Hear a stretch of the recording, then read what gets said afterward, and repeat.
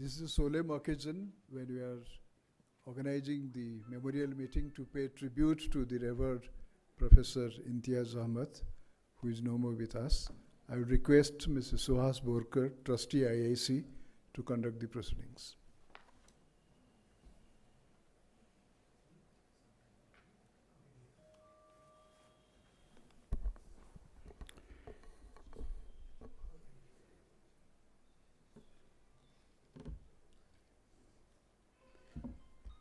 Professor Imtiaz Ahmad, who was dear to all of us, passed away on 19th June 2023 in New Delhi. He was 83.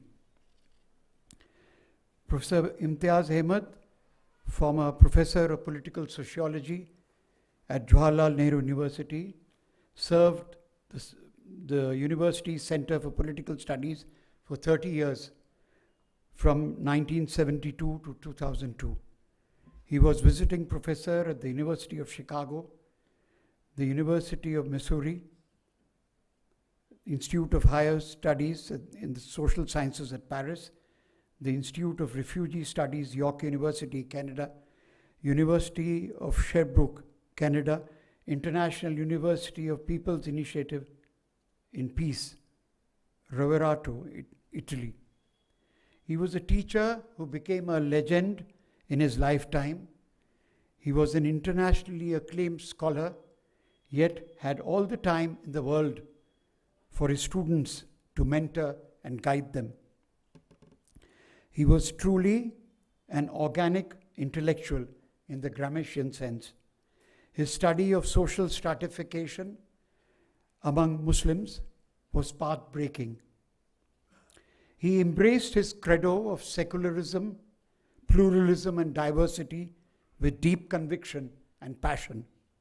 His credo and his legacy of impactful lectures, insightful writings, and engaging conversations have become an anchor for the legion of students all over the world. Professor Imtiaz Ahmad became a member of the India International Center in 1985 and actively participated and also spoke at the center's discussions, seminars, and conferences for long years. We are gathered here to pay tribute. So I would like Shubhendu Ghosh now to come and recite from Fez to begin the proceedings. Shubhendu.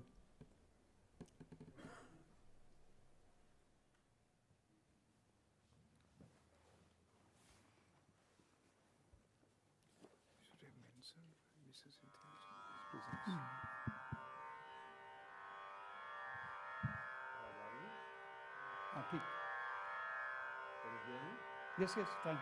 Go ahead.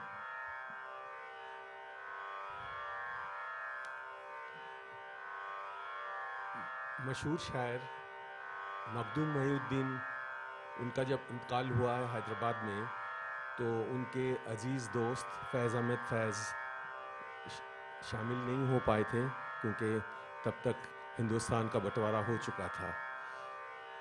बाद में फैज़ साहब जब Moscow पहुँचे तो मखदूम साहब की याद में एक सोज़ उन्होंने लिखा है। मैं उसी कविता, उसी सोज़ को प्रोफेसर इम्तियाज़ अहमद के लिए पेश करता हूँ।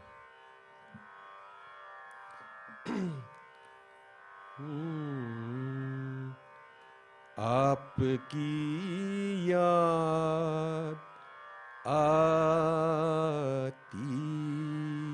रही रात भर, आपकी याद आती रही रात भर, चांदनी दिल दुखाती रही रात भर, आपकी याद आती रही। गाह जलती हुई गाह बुझती हुई, गाह जलती हुई, गाह बुझती हुई,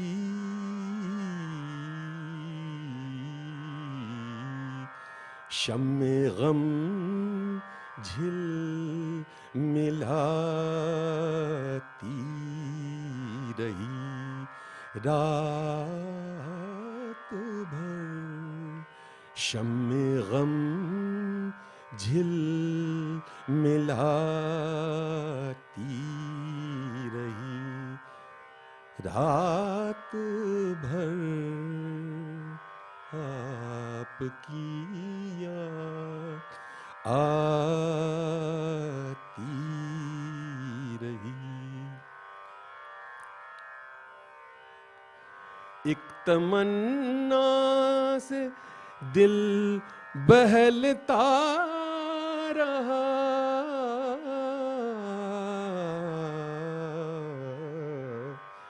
एक तमन्ना सताती रही रात भर, एक तमन्ना सताती रही रात भर, आपकी याद आती रही। जो न आया उसे कोई जंजीर दर, जो न आया उसे कोई जंजीर दर, हर सदा पर बुलाती रही रात भर, हर सदा पर बुलाती रही रात भर, आपकी याद आती रही रात भर, चांदनी दिल दुखाती रही रात भर, आपकी याद आती रही।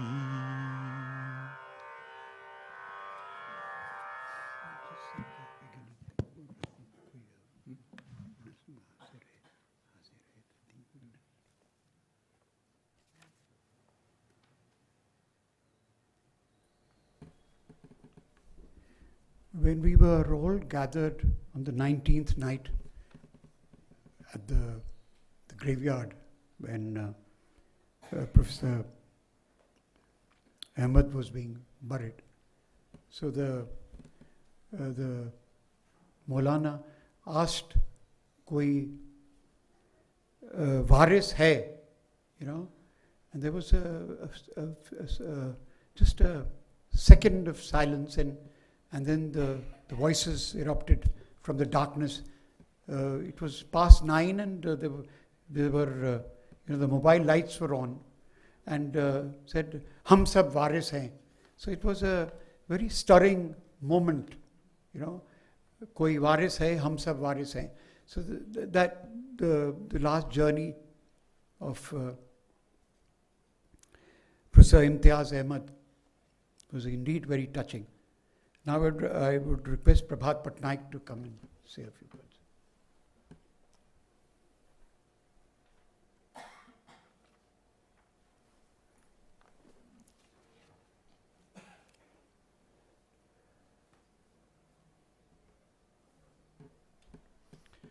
I knew Imtiaz for a very long time. In the early 1960s, when the Delhi School of Economics and its twin institution, the Institute of Economic Growth, were establishing themselves as premier institutions in social sciences, there were a brilliant group of research students. Imtiaz was one of them. Many of them would actually congregate in the Delhi School of Economics cafe, and I was an undergraduate, and we would go along sometimes to the cafe and watch this group of research students who were actually quite well known to everybody. After some years, when I came back to India and joined Jawaharlal Nehru University, I found that Imtiaz had already joined before me. And that was not a matter of surprise, because those days, anyone who was actually very good, very outstanding, was generally gravitating towards the JNU. And so it's not very surprising to see Imtiaz in JNU when I came there. And then we became neighbors. Our children were in fact going to the same school. We would be meeting every morning at the bus stand. And as a result, we developed a close personal relationship. Of course, Imtiaz's work, as already has been mentioned, was quite outstanding. What is more is the kind of work which would actually have, which would leave a legacy in terms of its policy implications. It was not a kind of work that people do, which basically are arcane subjects and so on, but his was a very, very practical, very, very important work, social stratification among the Muslims. And of course, it went along with his generally secular outlook. It's interesting that political formations, which actually are not secular, wherever they have actually come recently to power, in many such cases, they have reversed the reservations for Muslims that had been enacted earlier. As a result, you find that secularism and a demand for reservations for Muslims generally tend to go together, and Imtiaz believed in both of them very ardently. Even more than his academic work, however, I respect him for a remarkable characteristic of his, which is the fact that he, for reasons which most people would know, really had a conflict with the leadership of the Center for Political Studies at the time, because of which he was isolated, and must have been an intensely painful period for him. And there was a court case and so on. But throughout this, he stuck it out. And as a result, it showed a kind of tenacity and courage, the like of which one does not often come across among many academics. So really, my respect for Imtiaz went up enormously, because he was a person who was really kind of fighting out to the very end, something which he believed was a case where he had been actually wronged. So my memory of Imtiaz would always be of that, the enduring memory would be of a person who was an outstanding, courageous intellectual. Thank you. Ashish Nandi.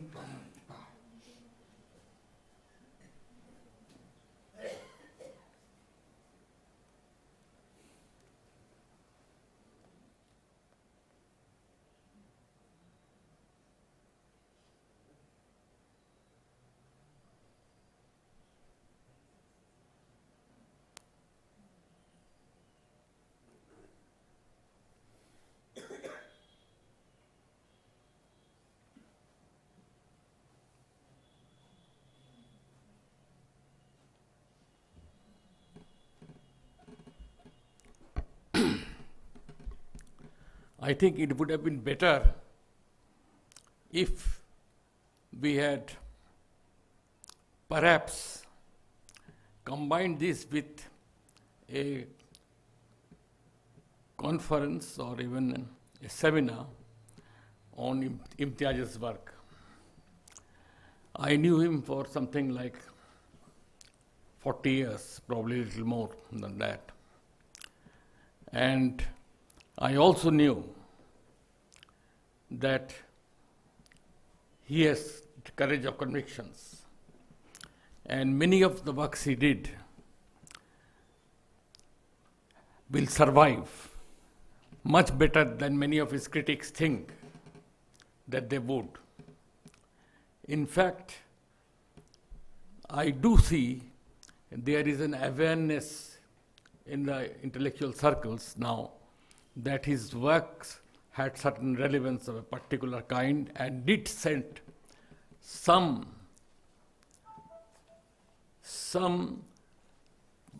at least did identify some pathways to a new way of looking at Muslim community, which he thought, and particularly those communities which he thought were bridge communities between Islamic communities and Hindu communities, or for that matter, various other kinds of communities. These have been there not only in India, but also in Southeast Asia, and this is a feature very uncommon in other parts of the world. Unfortunately, I don't think Imtiaz was ever truly valued for his work. I think even in a place like JNU, at that point of time, the ambience was such that his work was seen as a very marginal part of political science as well as political sociology, if I might put it that way. And one of the reasons he went through a huge turmoil over the years with the university and fought out to the end was because he perhaps knew the value of his work, but did not want to take on the role of a journalist and reply and spend hours on answering his critics, as well as those who accused him of all other kinds of illegalities, if I may put it that way. Universities now are no longer only matter of intellectual endeavors.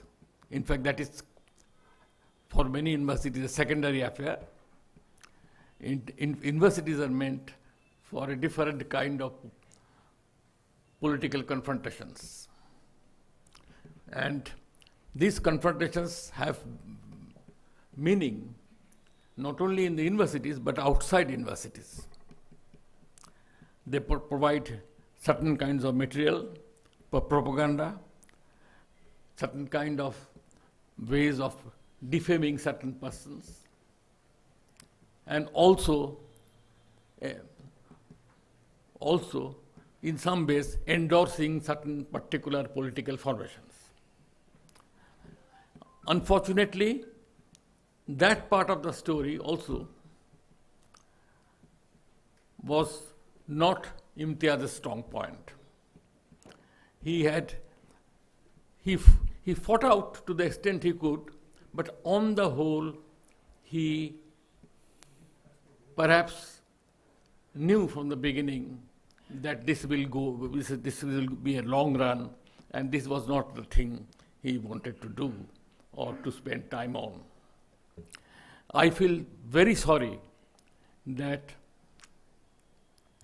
we did not or could not produce an academic, an appropriate support base for him.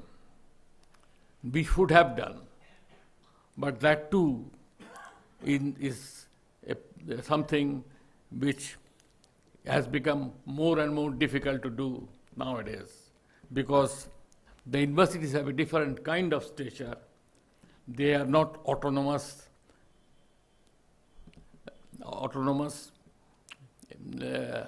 institutions where ideas, competing or otherwise, ideas are exchanged or debated.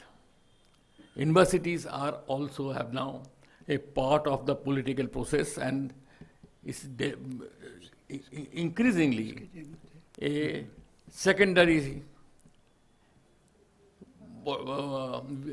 secondary formation for propagating the ideas that the ruling regime or the state orders.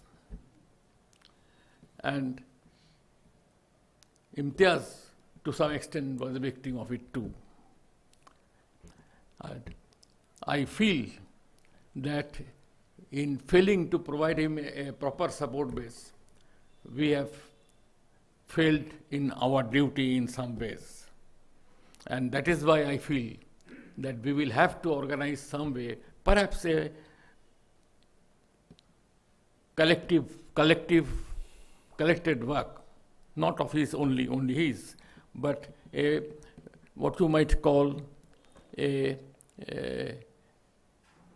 presentation for him, a posthumous presentation or discussion or debate on his work is called for.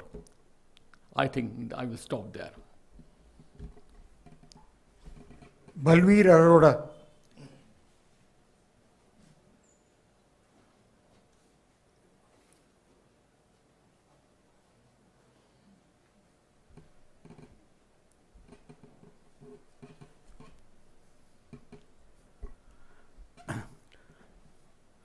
Remembering Imtiaz takes me down memory lane exactly 50 years. 50 years when I, like Prabhat, joined JNU and joined the CPS, the Center for Political Studies, and Imtiaz was already there. And so one day in the corridor, he turned to me and said, "Janab, aap France से लौटे हैं, वहाँ पे एक madam violet graph हैं, उनको जानते हैं?" Violette Graf had worked on Muslims and had been in touch with Imtiaz. And so I said, yes, उन दिनों फ्रांस में 2-4 लोग थे जो हिंदुस्तान पे काम करते थे, तो she was one of them, I knew her. And then from there began more than a colleague, he was also a remarkable conversationalist, and when due to a set of circumstances which have been alluded to, he was prevented from teaching in the classroom, the seminar rooms became his classroom, and he excelled as a seminarist. He excelled in raising the most important issues that confronted us at that time. And I'd like to go back a little, because there is a certain amount of nostalgia when one thinks of those heady days, joining a university named after the author of Discovery of India and Glimpses of World History, and where the planning that had gone into the Center for Political Studies, I think Rajni Kothari was part of the planning group, insisted that interdisciplinarity was not just between centers. Different disciplines were to be implanted in centers of study, and we were not departments, we were centers focused around thematics.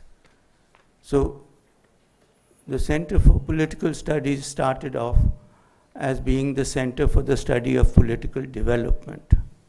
That in those days, that was a theme which was quite prevalent. And we had Imtiaz, sociologist, social anthropologist, teaching political sociology. We had Krishna Bhardwaj, economist, also there, but then she moved to the economic center.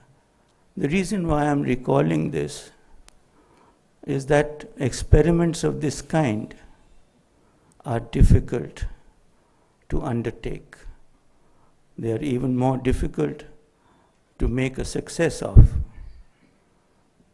And demolishing them is the easiest thing possible. And so it's a certain amount of nostalgia for that period that also I wanted to share when I remember Imtiaz, because we had good times together. His his whole approach, a lot has been said, and I think his varices, as Suhas mentioned, his students, whom I see many, will no doubt talk about it. His body of work, and I share Ashish Das' thing that we should also remember him for the kind of work that he generated, not just his own, but his students. There's a substantial number of students who are here, I recognize them, who he inspired, and he their contributions also can be brought into it. His lasting contribution to the field of political sociology is something, but I would like to recall, to end, a personal anecdote. He had retired, I was just reminded, in 2002. When I retired in 2010, by that time the age of retirement had gone up, and set up the Center for Multi-Level Federalism at the Institute of Social Sciences. One of the first persons I turned to was Imtiaz. I said, "Aap aaiye, and I want you to conceptually link two very important concepts which are closely related. There is a symbiotic relationship, and yet at times there seems to be a tension. And those two concepts were multiculturalism and federalism. And I think during that hour that he spent with us in 2012, therefore 10 years after his retirement, we really saw insights and flashes of brilliance which we had become used to when we happened to attend seminars where he was present.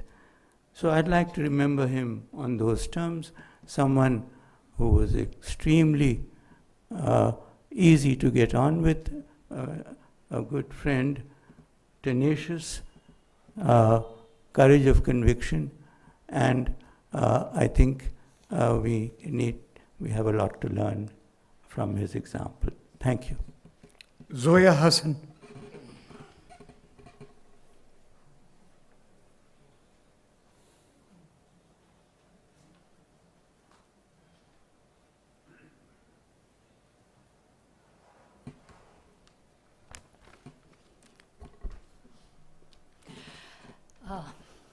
I think, like my colleagues and friends, Prabhat Patnaik and Balbir Arora, who is of course my colleague in the Center for Political Studies, I've had a long association with Professor Imtiaz Ahmad in the center and in the university. We were colleagues for over 2 decades. And as has been said, Imtiaz Ahmad was certainly an outstanding sociologist, a multidisciplinary scholar, which is why, as a sociologist, he was teaching in the Center for Political Studies. And above all, I think he was an intellectual trailblazer in many respects. And I think Imtiaz was known for his liberal, unconventional, and innovative thinking on issues concerning Muslims, but much beyond that, on communal politics, on ethnic conflict, social movements, and so on. And he was actively involved in responding to issues concerning Muslims, and again, not just Muslims, other marginalized communities as well. And as my colleagues have noted, he frequently took bold and unconventional positions and vigorously argued and fought for these positions. And he made interventions on major public issues and took a very strong stand on the issues concerning the working of the Center for Political Studies and JNU. And of course, again, I think the Center for Political Studies treated him unfairly. But the point is that, and he was, as I think is well known, was under suspension for many years. But he fought the suspension. It's not as though he just took it lying down. He fought and fought very hard, and in the end, he prevailed. So I think remembering him is actually a tribute to his courage of conviction and to the courage with which he fought the powers that be in the university at that time. And during this long period of suspension, he of course continued to work, he continued to publish, and I think he evinced during this period in particular a very keen interest in various social movements and provided advice to them as a friend and supporter.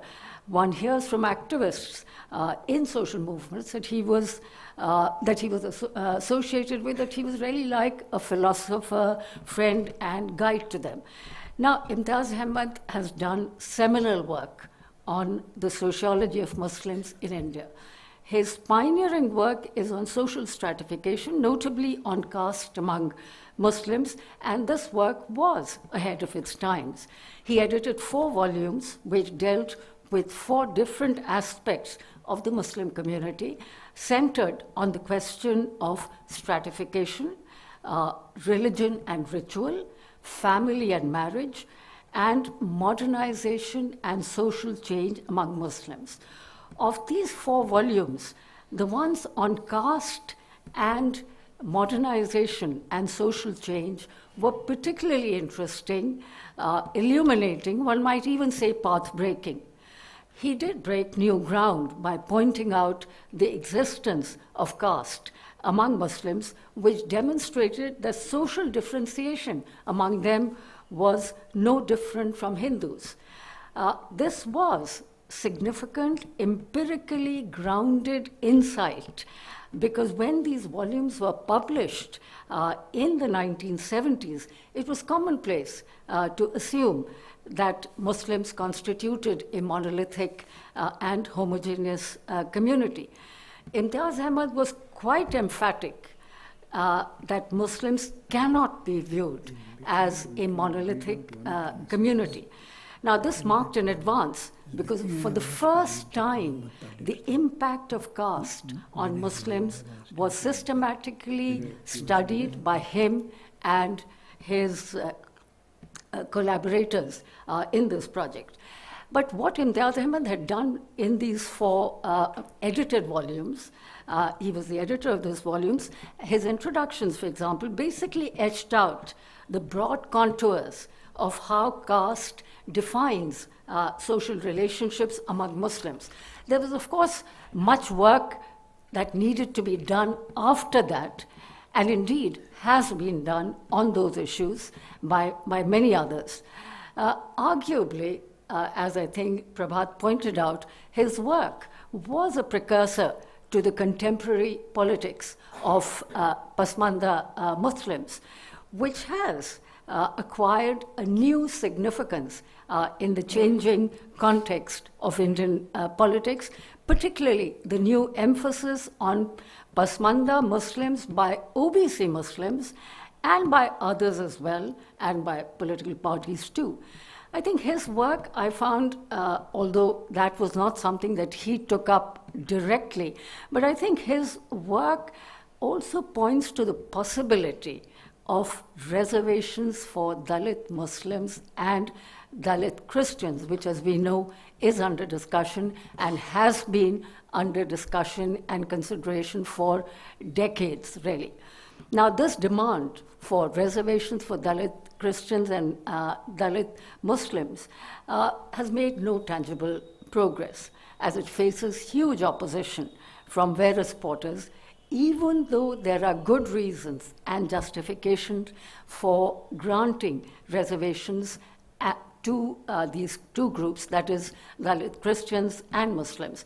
And I think, in a way, many of us who appreciate Imtiaz's work, I think, would do well to really extend support to this extremely important demand for the recognition of Dalit Muslims and Dalit Christians as scheduled castes, and therefore granting them reservations.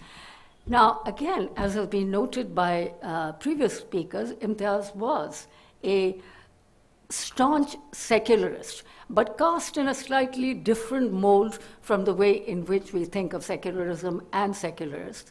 He was a believer in pluralism and India's composite culture.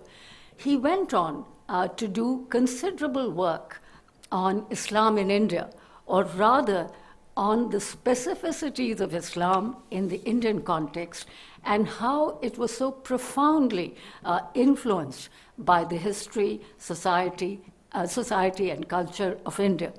The Indianness of Islam was a central thread running through Imtiaz's writings.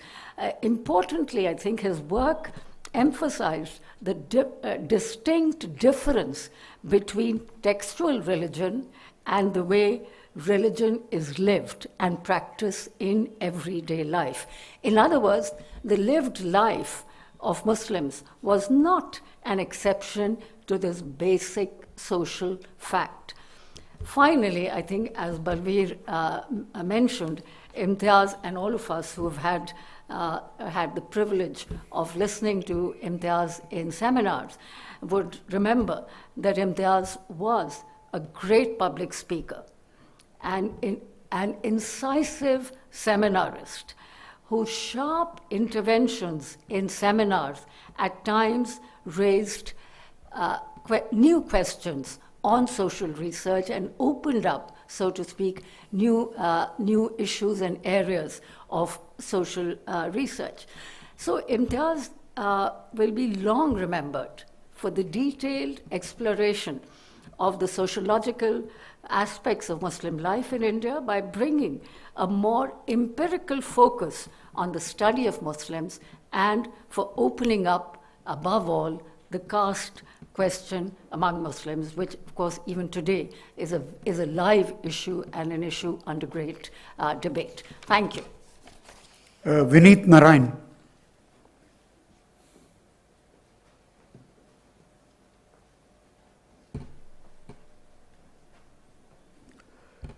I have never been a student of Professor Imtiaz Ahmad, but he was my guardian in JNU when I joined in '78, because we had a long family association. And everybody else has talked about his academic contribution. In a lighter vein, I would like to talk about his personality.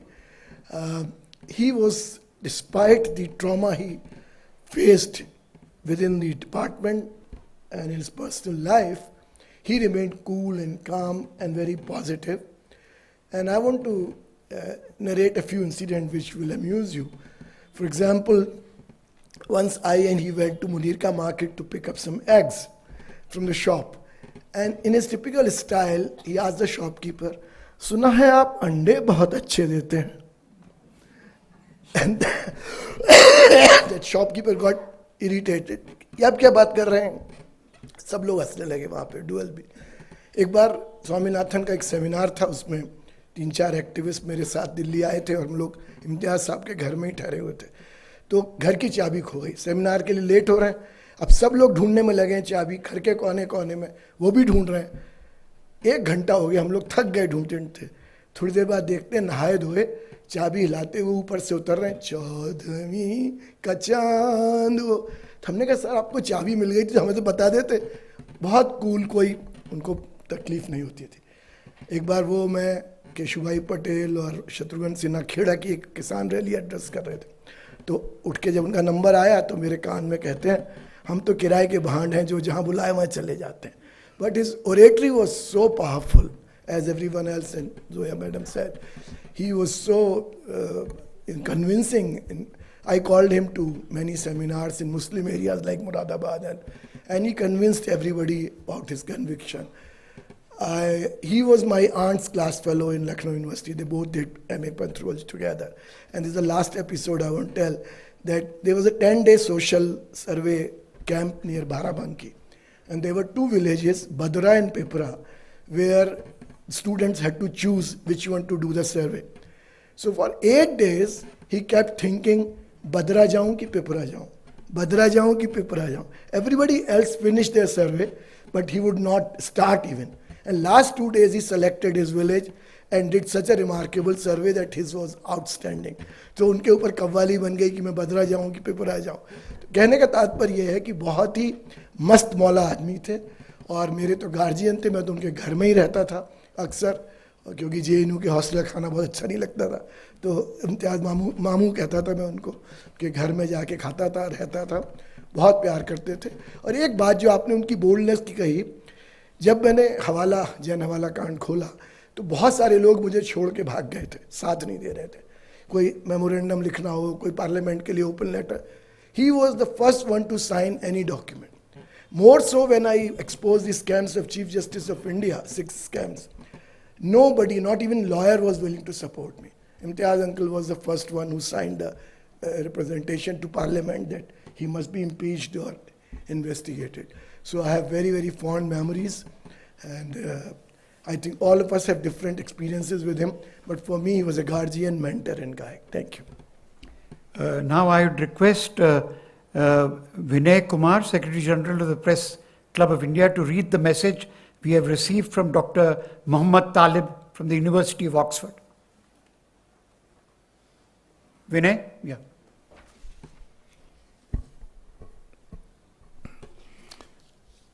This is a message from Dr. Muhammad Talib, University of Oxford.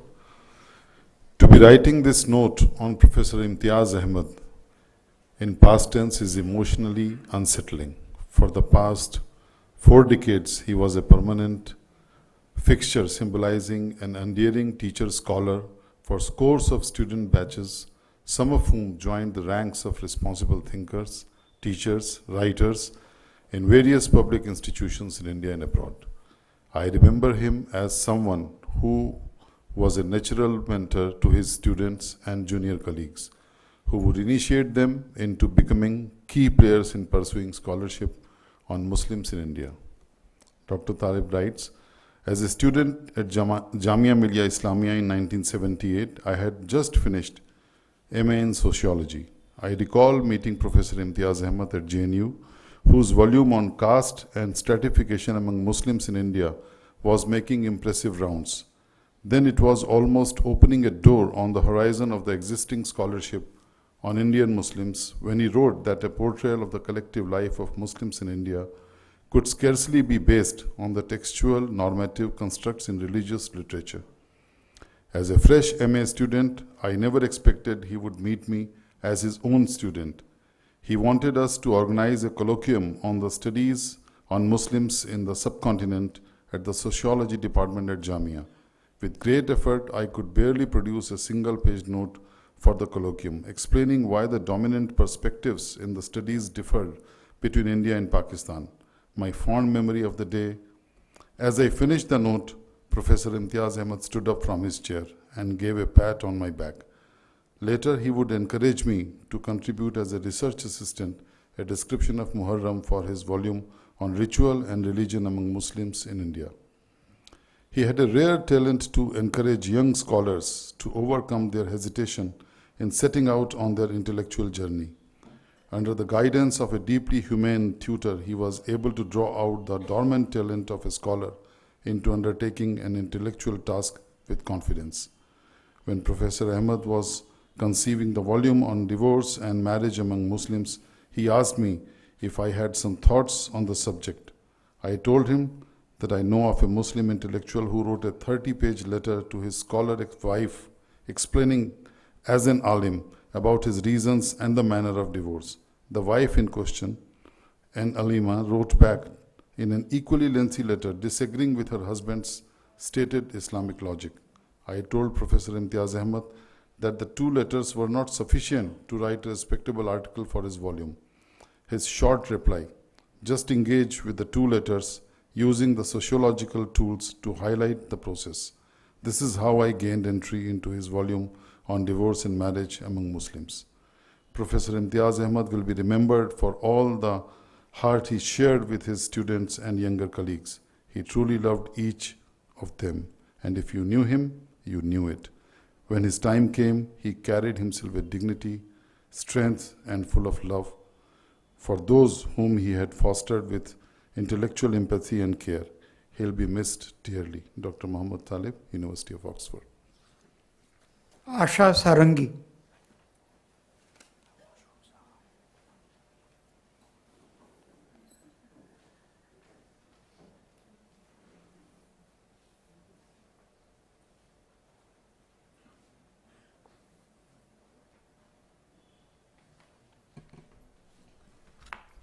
Good evening, everyone. Thank you for inviting me.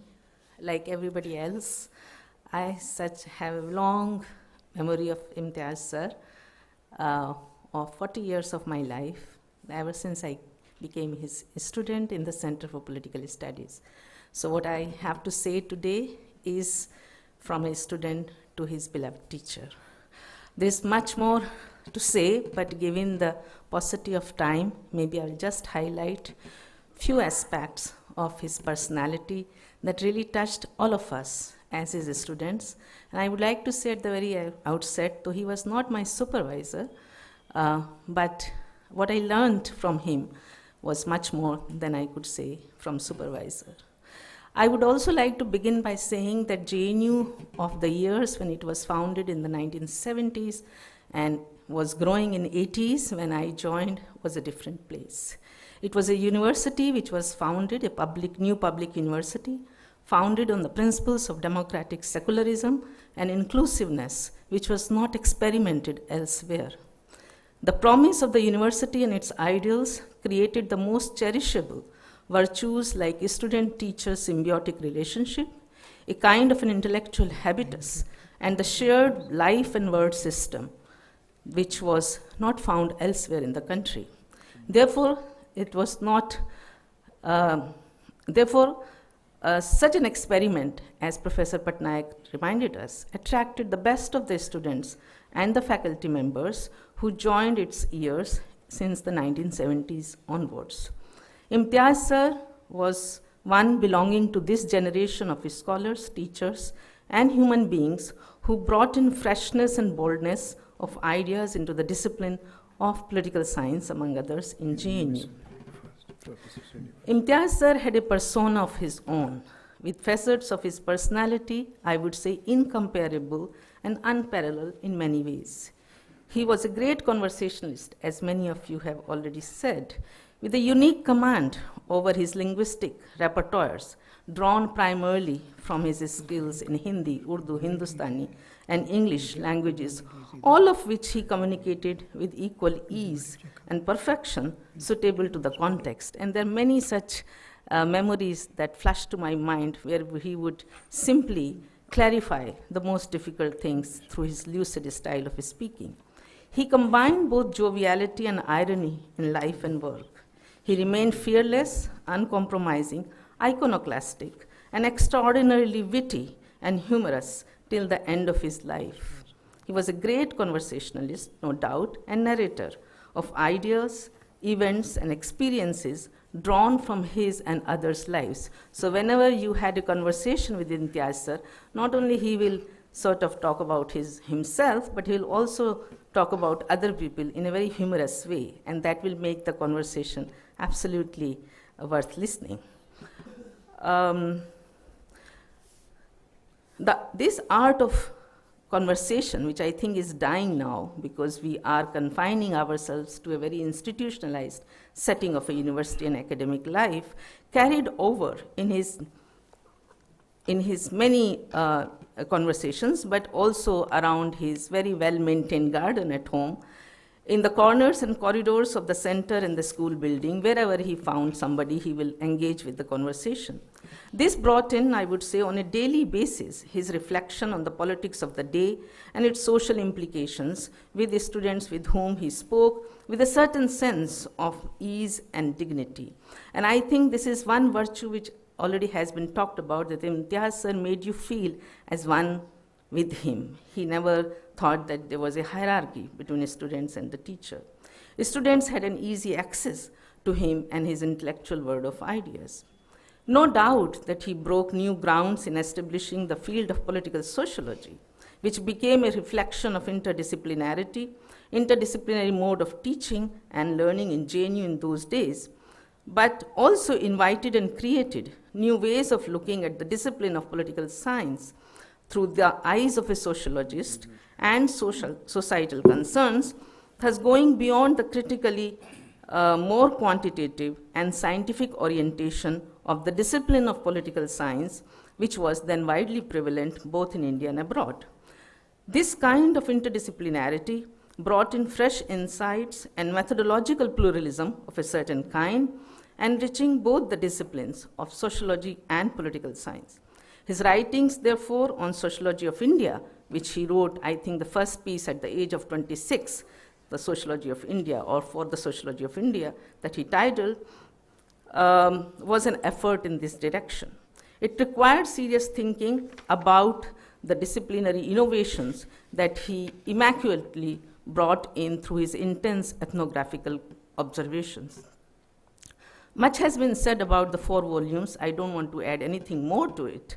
But the fact remains that those 4 volumes, as Professor Hassan said, not only created the new grounds for his scholarship and thinking, but also in some way created a global reflection on those issues.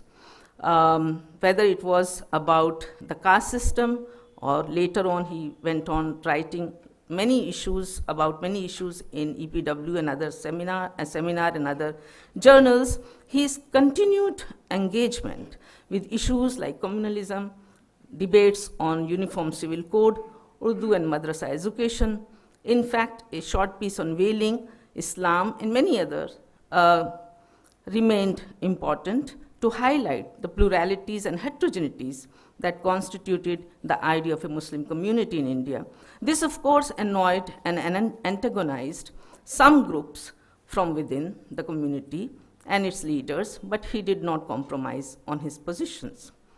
Having retired 20 years ago from the Center for Political Studies in 2002, where he spent 4 decades of his academic professional life, he continued to engage with his students, colleagues, activists, and large number of concerned citizens over a variety of issues that I have just highlighted.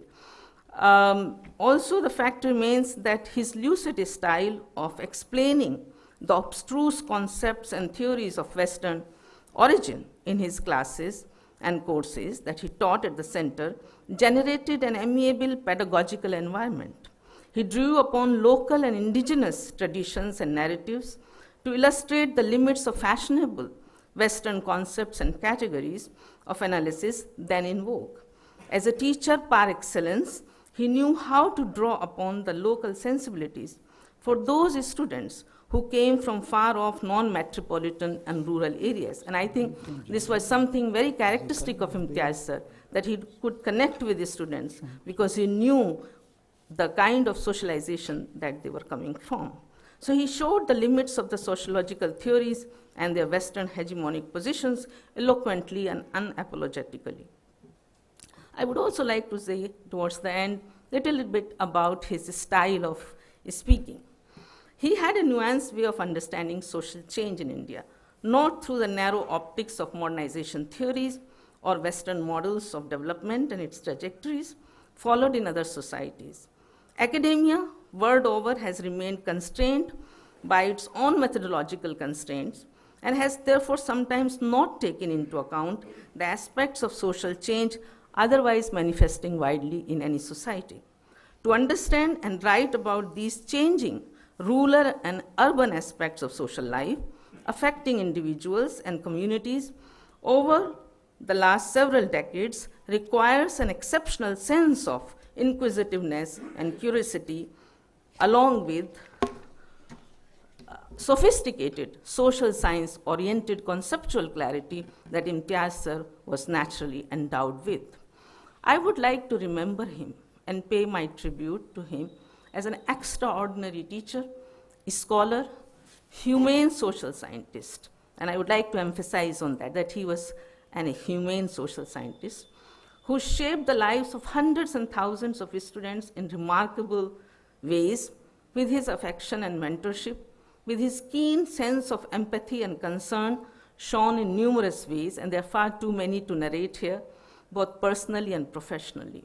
Therefore, thousands of his students over 5 generations of his rich legacy are mourning and also celebrating the legacy of Imtiaz sir and wish to carry on with his ideals and ideas through their own professional ways, trying to carry on among their students the same virtues and comradeship that we learned from him in terms of the intellectual autonomy and institutional ethic, but not an institutional conformity. I think in our times, it's very rare to have a person like Imtiaz sir, where the institutions have become very constraining. Therefore, JNU and the example of JNU, where scholars like Imtiaz sir started their career, actually needs to retain its autonomy. Last but not the least, being a public intellectual that he was, he became an avid Facebook messenger. I don't know how many of you have noted that. Over the last few years, writing and engaging with issues and ideas of concern and being a digital interlocutor of a serious kind for the posterity and future generation. How human elements should take precedence and element of inquiry in this story of development was his concern. Much has changed in the university and academia over the last 2 decades particularly, and we need to remind ourselves that the generation of scholars like Imtiaz sir, who brought in secular and democratic ethos, should be revered and remain. And I would just like to end with 2 lines from a poem of Robert Frost, which I think sums up Imtiaz sir's intellectual and personal journey of life. Well-known 2 lines: 2 roads diverge in the wood, and I took the one less traveled by. Thank you. Mujib Rahman.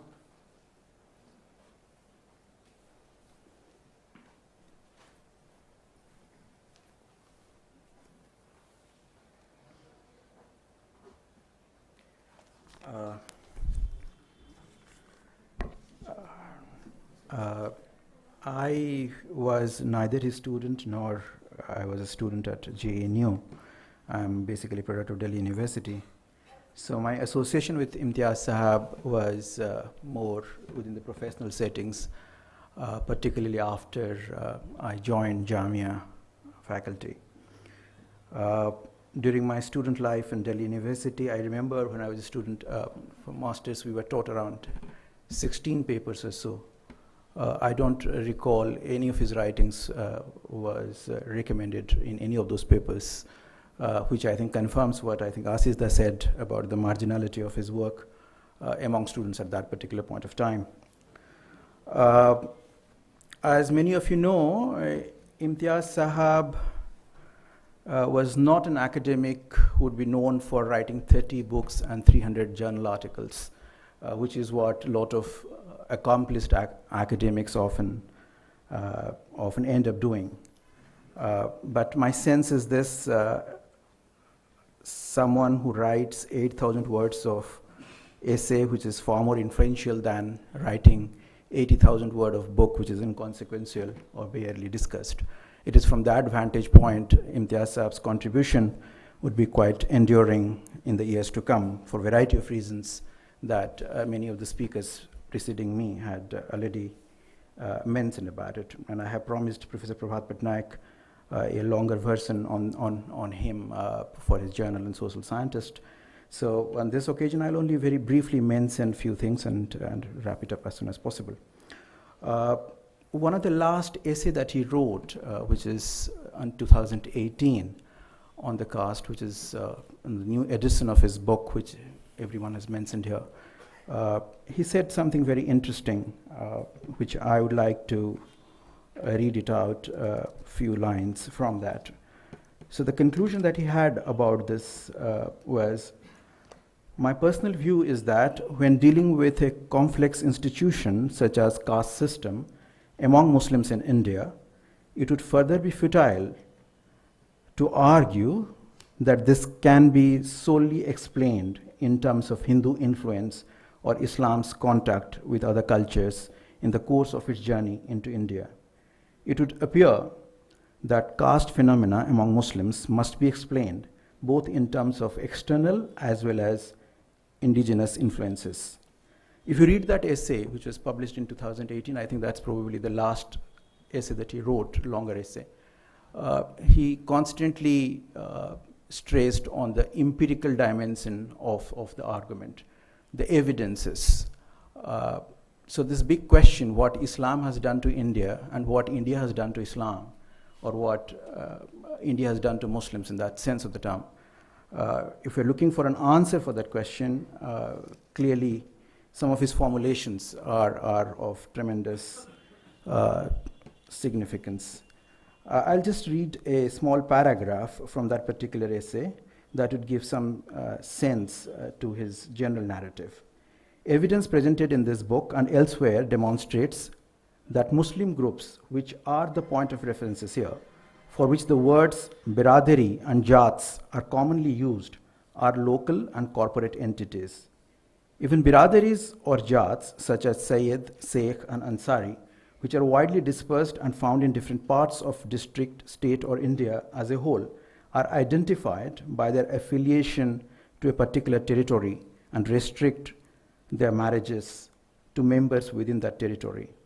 Of course, how that territory is distinguished varied widely for Sayyids, Sheikhs, and Pathans, who resent being characterized as biradaris and prefer to be called as jats. The association of territory is expressed by appending the name of their territory to their names. Thus, one hears of Sayyid of Satrikh, Sheikhs of Allahabad, Kidwais of Baragaon and Kausali, Pathans of Malihabad in the case of biradaris, which have an internal organization of government and social contract. This territorial association is defined by the jurisdiction of biradari, panchayat. The Ansaris in Rasulpur, a village in Barabanki district of Uttar Pradesh, where I conducted fieldwork, he conducted fieldwork, were divided into concentric circles of 3 and 13 villages. They confined their marriages to these 13 villages, although there were Ansaris in neighboring areas. So this gives a kind of the image of the way that caste system operates within Muslim society.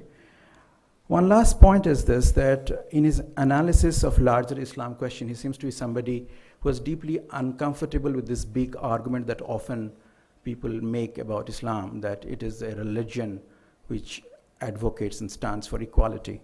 In a comparative sense, probably does with respect to some other religion, but he was quite uncomfortable with that. And he uses that argument that Islam is indeed not, there is a tremendous amount of hierarchy. The idea of hierarchy is very much built in within Islam. And he has 4 or 5 points where he argues that that's precisely the reason why social stratification among Muslims is almost inevitable. So he says the relationship between the dhimmi and the non-believer or kafir, it's conceptualized in hierarchical sense. The relationship with Allah and the believer, it's also theorized, or you can see hierarchy in that. The relationship between wife and the husband, a lot of feminists often argue that Islam is more, is generally a little more generous towards women, and he challenges that part of it. He says, no, it's not. Equality of gender is something that's not that strong in Islamic traditions. And women is often and always seen as a subordinate to man, although that is not justified in terms of religious duty, but that does stand there. And finally, the whole question of master and slave, the Islam's position with respect to slavery. So there Islam is little generous compared to Christianity or Judaism, because Islam does not approve of slavery. Advocates of liberation of slaves. If you make slave free, then you will get Jannat. There is a book by Gary Wills, who is a Pulitzer Prize winner writer, in a book called The What Quran Meant. He argues that he was kind of startled when I found this one, that there is this possibility of advocacy of liberation or emancipation of slave that was there. So, but in any case, broadly he argues that hierarchy is something that is very much built in within Islam, and which is one of the reasons why the stratification is something that is indispensable in this society. With these words, I'd like to conclude. Thank you. N.R. Mohanty.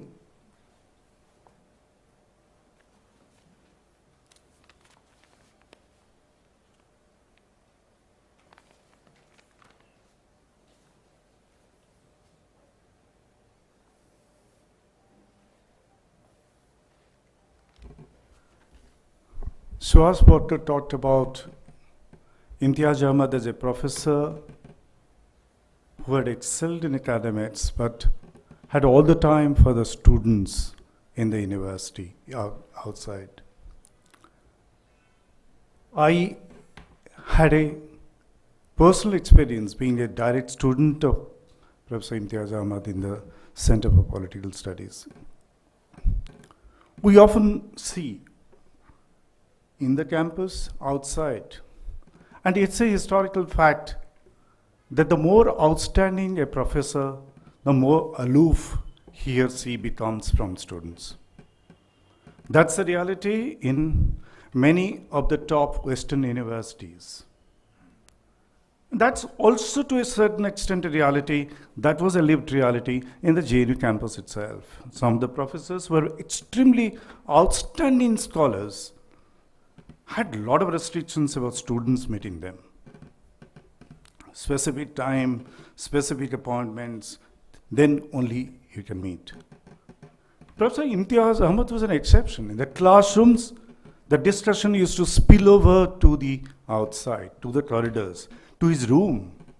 We used to get into his house and have discussions over cups of tea. I used to wonder how someone who gives so much time to students also finds time to do seminal research that makes him an outstanding international scholar. By the time we were students in JNU, Professor Imtiaz Ahmad had genuinely become a big name in the international circle. As many professors pointed out, his work in social stratification, that book that he edited and published in 1973, had been a reckoning in the Western universities.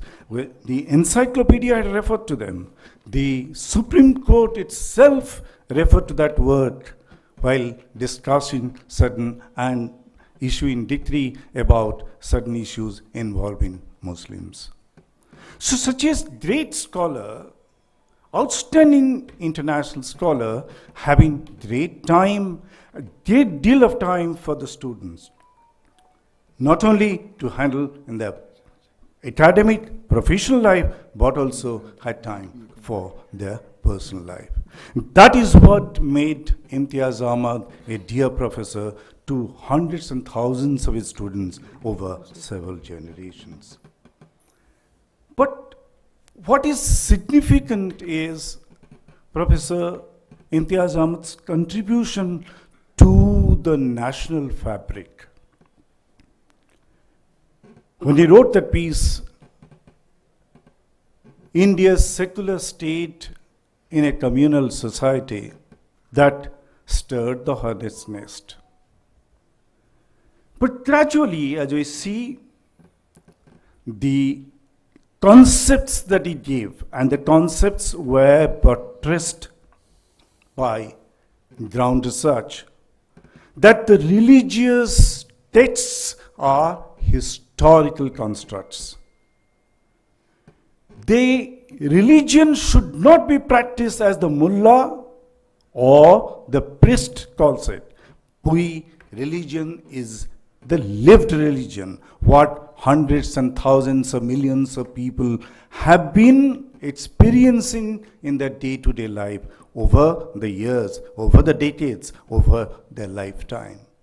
That should be the guiding principle, not the dictates of the mullahs or dictates of the priests. And that is what brought in a certain secular position which created a new ethos for this country. And that is when both Hindu communalists and Islamic communalists resented Professor Imtiaz Ahmad's work, but they knew that he was showing a mirror to them. Professor Imtiaz Ahmad was not acting out anyone's agenda because his pointed attack was against the Islamic fundamentalists as well as Hindu fundamentalists. Today, when we have a government which has unleashed a communal agenda, in fact, what it has created is a communal state in a communal society. That is the time when Professor Imtiaz Ahmad's voice rings in our ears. And I feel that Professor Imtiaz Ahmad is passing away at this crucial juncture. In fact, India's democracy, India's secularism has lost a great protagonist who would always speak up for India's secular tradition. Thank you. Ajay Mehra.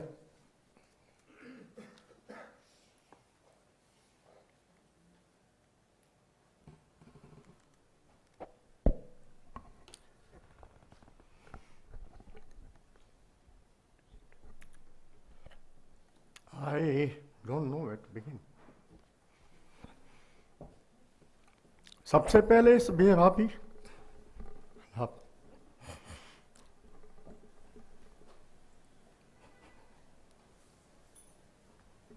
हम लोग आपके साथ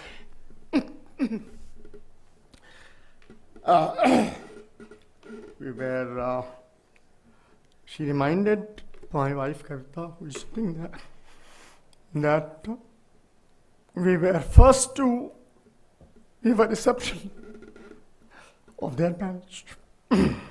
Anyway, let me control myself. 30th of June, everyone talked of 50 years. 30th of June, 1973, was the day when I landed in India. So, that is where the journey began.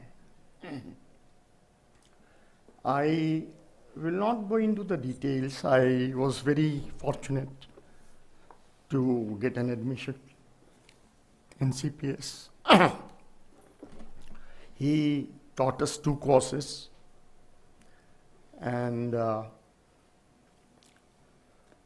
that is where we learned, away from traditional political scientists that most of us had learned in Mufassal universities. I came from Patna. How politics and society fused, and how new politics emerged from that. New issues emerged from that fusion. Mohanty spoke about his being a speaker.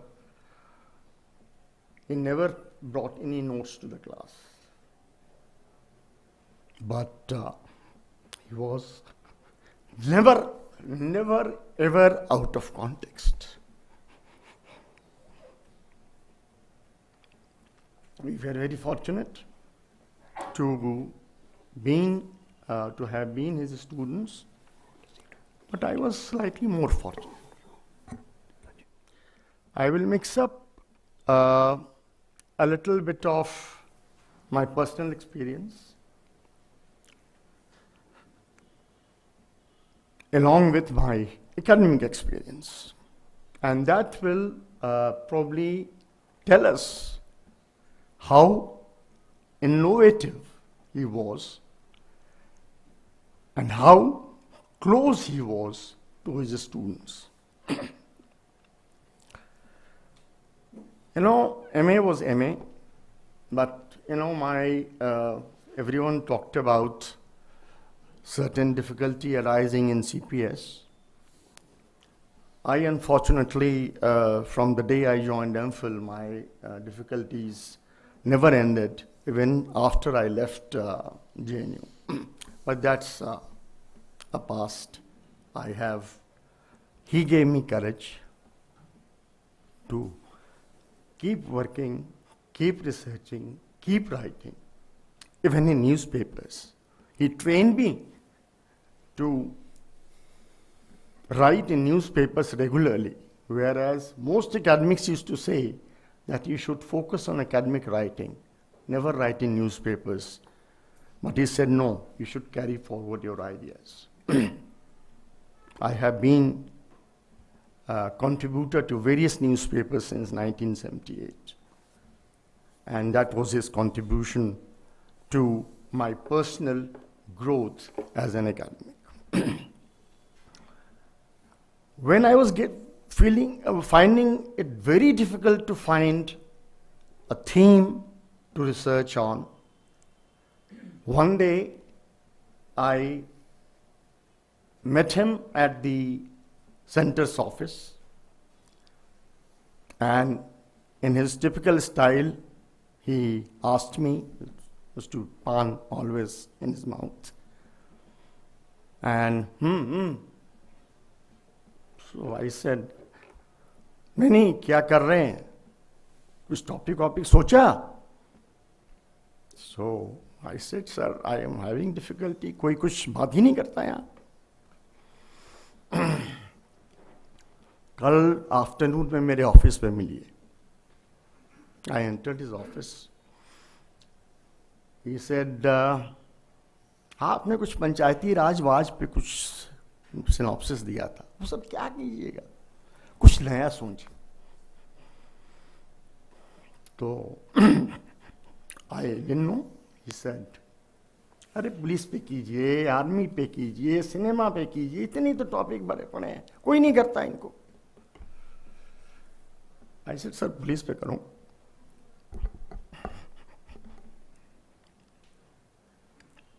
My father is a police inspector in Patna. Please excuse me. He said, the police pe kijiye. And I worked. He guided me how to use my life experience to write my dissertation, aside from all the readings and so on. In 1977, my dissertation was talked about on the campus. Every professor who needed to talk about police anywhere would seek my dissertation. Yet I had difficulty in going through for my PhD. He had, when I was going after MPhil, going back home, he said, जाइए चिंतन मनन कीजिए, कुछ नया सोच के आइए. मैंने कहा सर पुलिस पे तो कर रहा हूँ. अरे बहुत हो गया पुलिस, क्या कीजिएगा, 2-4 इंटरव्यू कीजिएगा, 4-6 टेबल डालिएगा, किताब निकालिए, ऐसे थोड़ी होता है रिसर्च, कुछ सोच के. Anyway, I went, read, thought, came back, and I said, sir, politics of urban development पे कुछ कर सकता हूँ, तो इसी पे कीजिए. So that is how topic evolved, the politics of urban redevelopment, a case study of Old Delhi. Center called it a bogus topic. And eventually a brilliant topic, both same center. And eventually when I wanted to publish, it took, it took me time to submit it. I was running from new campus to old campus, from center chairman's office to dean's office, and my thesis was not being submitted. Krishna Bhardwaj was the dean, and she scolded me, "Kya karte ho bakwas? Why are you doing like this? Politics karte ho?" I said, "Ma'am, you take it here, submit it. No politics." Then she said, no, go to your supervisor. I went to Imtiaz Saab. He came with me, talked to her, and eventually my thesis was submitted. I also created another excellent record in GNU. I submitted my thesis in 83, and I got my degree in 86. I don't know anybody has broken this dubious record, because the day my Viva Voce was to be held, he was suspended. And he advised me to lie low. I lied low till he advised me to write to Vice Chancellor, P.N. Srivastava, and then the processes started, and I got my degree. So these were the contributions, and eventually he said, "ये छोटे मोटे देसी इनको publisher को मत भेजिए, says को भेजिए." I was apprehensive, but I sent it. It was accepted, published, and I still cherish that Professor S.C. Dubey, in his review in this Statesman, wrote that it's a brilliant work. All because of him. He used to read each and every sentence, guided me on questionnaires, on interviews, how to take notes, how to observe, how to assimilate them into the thesis. This kind of thoroughness, I think, is very, very rare. I'll just finish, I understand. It's very, very rare. Just a few lines about, in the process, I was adopted by his family virtually. He used to come very regularly, along with his children. He also started calling me Ajay uncle, which used to embarrass me. But anyway, I was kind of adopted. And during the days of his loneliness, after, unfortunately, the family broke, he used to come sometimes to CPR while I used to have lunch. He used to come to my flat. I used to live near Saket. Suddenly he would come, and then we would cook together and eat together and discuss so many things. He was a very humane person and very informal. A scholarship everyone has talked about. I am not going to talk about it. It all reflects in my work. It keeps going on. I have not stopped researching. I have not stopped writing. It's all the credit goes to him. So I pay my tributes to him. Hem Borkar.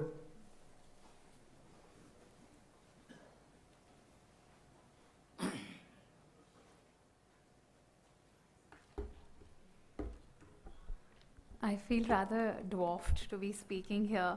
I did not have the privilege of being taught by Professor Imtiaz Ahmad, but I did have the privilege of him engaging with my research. I first met him as a very young master's student, I think long after he retired, on my master's thesis on women's participation in communal ideologies. And he gave me a very patient hearing when I described my fieldwork. He said, "Interesting." And he said, "But how are you going to frame your insights from the field? What exactly do you want to say?" I obviously realized today, basically what he was telling me is कि आपकी argument क्या exactly? इस पूरी कहानी का what is the argument? I met him almost a decade later. during my doctoral thesis on girls' madrasas. He had grown frail since I had last seen him, but his questions were as keen and penetrating. He suggested ways that I might look beyond the Sachar committee. He said, there's nothing sacrosanct about Sachar committee. Kya Sachar committee kar rahi ho? And he said, have you looked at the social profile of the families? For whom is the social capital that madrasa education offers worthwhile, and why? What is the context in which these educational choices are made? Don't take terms like government schools, public school, low-paying private schools at face value. आप जाके पहले देखिए कि वहाँ पे किस तरह की पढ़ाई होती है, कितनी अलग होती है वो मदरसों से. आपने जाके देखा है? And I think that's something that stayed with me. I am so grateful for the questions that he asked me because of the thinking work they made me do. His inferential analysis, because a lot of people have talked about his work on social stratification, which is of course seminal, but he brought that work into almost everything that he analyzed. So his inferential analysis of the educational backwardness of Muslims, which was published way back in 1980s, remains valid even today. From what I encountered in the field 35 years later, he inferred that socioeconomic mobility, yes, leads to your participation in education. But how? What are the competing demands and how they are met in diversified ways? And he said that different communities meet these differential demands in different ways, sometimes by sending one child to a public school, one child into the traditional occupation, and one child probably to a madrasa. For me, what exemplifies him is that he had a gift of a sociological imagination. It was like he had his hands on the pulse, especially when it came to the study of Muslim communities in India. What set him apart was not only that he was willing to listen, frame, write, and generate knowledge ground up. He let the field speak. I think everybody has sort of testified to that. But that he backed that up with a rare conviction and, of course, academic rigor. And he was never afraid to take anyone on, even probably tussle about it, that the given frames, the binaries, and the linearities were not what he saw in the field. All his life's work is a testimony to that. And that is why I think he will always have the honor of being the one name without which the study on any lived Islam in India, in any discipline, would be incomplete. S.K. Jain.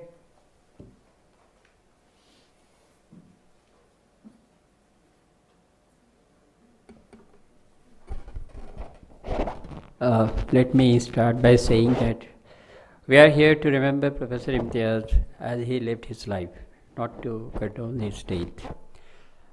As a student of Professor Imtiaz in 1980 when I joined the CPS, until he died in this June, for 43 years I was closely associated with him in personal capacity, though he was not officially my supervisor, but he taught us in the MA. Since the days of MA, somehow we got close. Kind of informal thing which we could feel always him. Some sort of outstanding scholars and teachers as we had in JNU, like Professor Monty said. But in elitism, something which also we could see those days among the faculties also. He was the one person who we could always distinguish that he is the one who can be accessed. And we all used to, I think most of the students used to have close access to him, and without any hitch we used to go and see him, tell our problems, the issues. Like I also said, initially we had the problems with the languages and all, like we come from different universities. He said, you can write, tumko jo jisme likhna hai likh lo, I can check it, lekin bas isse zyada main nahi tumhari kuch help kar sakta. But even that saying was not easy those days of JNU. I believe there was hardly any teacher who would agree to accept any vernacular language, particularly Hindi, at that point of time. But he was willing to accept it. So that is one thing. Secondly, I have been closely associated in the sense that the days when he had his hard times, and as we all know that suspension in 1983 at the official level and at personal level also, he was having personal issues. And in those critical days, when he was really going very hard, I feel very lucky that I was close to him in those days more and more. And many of you who have visited those days during his campus, I think you must have seen me. I used to be almost regular to him. Many of my colleagues, my classmate used to say, you are visiting him, you know, he is fighting against university, it may not be good for you, you know, many kinds of things were there. But I said, it doesn't matter, I like him, he likes me, so we go. And that's how I used to be very close to him. After that, he shifted from the campus and he went to his house, he built the house, he took me there.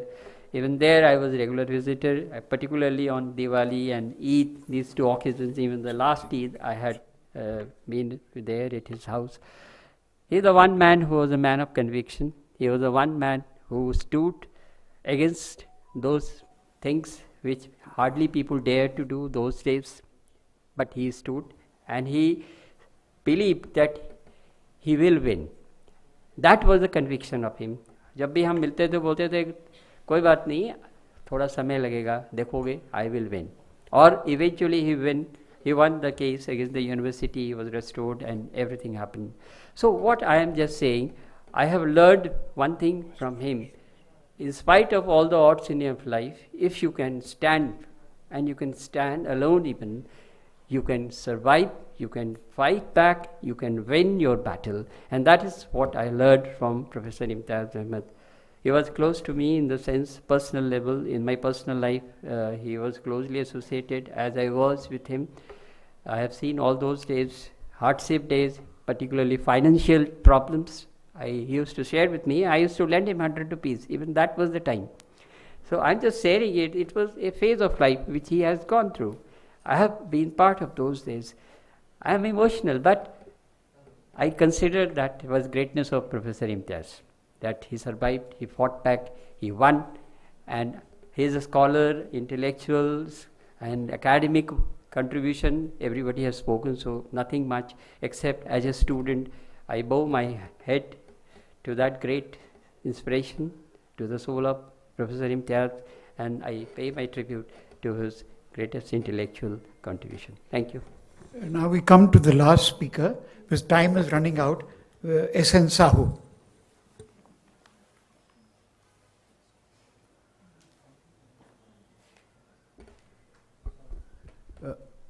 Actually, my experiences and interactions with him, with Professor Imtiaz Ahmad, got deepened when I was working with President K.R. Narayanan, and when he was Vice President and President. I remember on one occasion, President Narayanan was visiting Italy to participate in a big conference organized by Universal Academy of Cultures. He was one of the founding members, and another founding member was a Nobel laureate, Elie Wiesel. He was a Holocaust survivor. So Mr. Narayanan was to speak on universal and particular. There was a broad theme. He asked me, can you give me some material on universal particular? I was really at my wit's end. What is this theme, universal and particular? Then he said to contact Professor Imtiaz Ahmad from JNU. And same evening I went to him. And then he gave me several articles. And one of the articles, President Narayanan said, can you get me some material at what age children get prejudices, be it on the basis of caste or religion or any other factor. So it was Professor Imtiaz Ahmad who asked me to contact another professor, Professor S.K. Singh or K.S. Singh. That was some 20 years back. And then I got that article. And all those insights, the insights from those articles were used by President Narayanan in his speech in Siena University in Italy, under the auspices of the Universal Academy of Cultures. And the Italian press extensively reported it, particularly the prejudices acquired by children. I have still today a copy of that article. And the other day also I traced that article which he had given me. It was written by some Mumtaz Jallis in 19th century. And he handed over that article to Syed Ahmad Khan, founder of Aligarh Muslim University. And that in that article it's written by one professor from Texas. He says that when Syed Ahmad got that article, he looked at the few paras, he looked very shocked. And then next few paras, he was disturbed. And third para, when he went through, he tore the article and threw to the dustbin. Because that was a radical stand taken by Mumtaz Ali in late 19th century on women's rights vis-a-vis Islam. So when I saw that article a few days back in my old files, I remember how much he guided his own students when they were outside JNU. I mean, we as students got guided, but while serving even, during our service career, we were falling back on him. That was the greatness of him. And the last point I wanted to mention, on one occasion when I was in Prime Minister's office, I got a call, sudden call from Professor Imtiaz Ahmad. He said, Sahu, I read your article. Utkal Mani Gopabandhu Das, a protagonist of a modern man and compassionate rebel. And then I referred to Japan Code of Education of 1872 and how Utkal Mani Gopabandhu Das, a freedom fighter from Odisha, he referred to that Japan Code of Education in 1912 in a district conference on education in Puri. That was way back in 1912. He said, after I read your piece, I remember Professor Amartya Sen referring to Japan Code of Education of 1872 in his book Identity and Violence, which was published in 2003. He said if Professor Amartya Sen could refer it in 21st century in his book, how did Gopabandhu know about Japan Code of Education in 1912? Can you throw some light on it? I said, sir, I have absolutely no idea. There is a text of his speech in Odia language, and I read that and I found it very fascinating and interesting. He said it would be very interesting to know how did he come to know about Japan Code of Education sitting in eastern part of India, and that to 1912. So all these things actually brought out his sensitivity. I mean, so much has been talked about his incisive articles or writings on Islam or Islam, the Muslim society, and so on and so forth. But that was the man. He was really engaged in, to deal with ideas and was ready to appreciate and admire those things. Such a great man who actually I became close, I came closer to him much after I left JNU. So that is the beauty of Professor Imtiaz Ahmad. My tributes to him.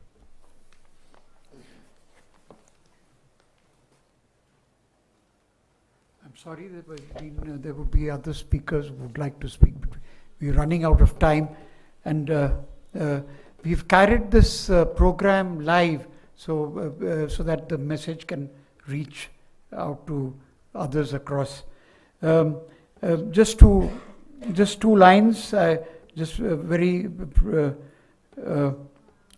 would just like to say that Professor Ahmad believed in the democracy of ideas. The Muslim elite disowned him and the Hindu right abused him. But he just went on, and that showed his courage of conviction, as so many have said. And he's left behind a rich legacy rooted in his pioneering work in political sociology and the subject he taught with such passion and singular belief in the core values of the idea of India. Thank you very much. So we will request you to all join us for tea, which is served in the veranda. Thank you. Yeah. Because 1 week before, sir sent me one song. So I just want to okay, do that. Yeah, please. Just for 2 minutes, I want to play a song which he shared with me, and I think that was the last message he wanted to give to all of us, to all the students and all the people who loved him, and maybe he knew about it, that's why he shared it.